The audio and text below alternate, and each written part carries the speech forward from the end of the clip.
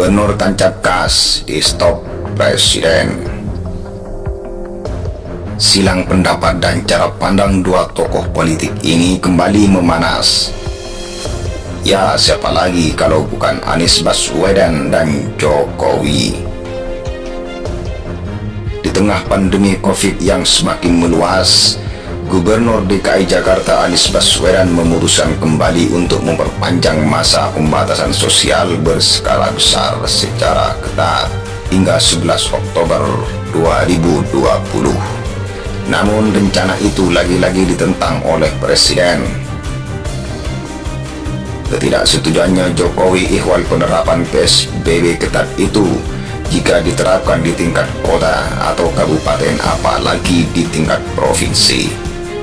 Menurut Jokowi, pembatasan aktivitas di tingkat provinsi akan merugikan banyak orang. Mantan wali kota Solo itu berpendapat pembatasan aktivitas cukup dilakukan di lingkup kecil. Hal tersebut disampaikan Jokowi dalam rapat dengan Komite Penanganan COVID-19 dan Pemulihan Ekonomi Nasional melalui konferensi video pada Senin 28 September 2020. Mini lockdown yang berulang itu akan lebih efektif. Jangan sampai kita generalisir satu kota atau satu kabupaten, apalagi satu provinsi. Ini akan merugikan banyak orang. Begitulah kata Jokowi dikutip dari kompas.com. Dari itu hingga akhirnya Jokowi meminta jajarannya agar menyampaikan pesan tersebut pada seluruh gubernur, bupati, dan wali kota. Jokowi juga menegaskan bahwa pemerintah terus berupaya meningkatkan angka kesembuhan dan menekan angka kematian. Saat menyindir soal PSBB di tingkat provinsi itu, Jokowi tidak menyebut secara spesifik provinsi mana yang ia maksud.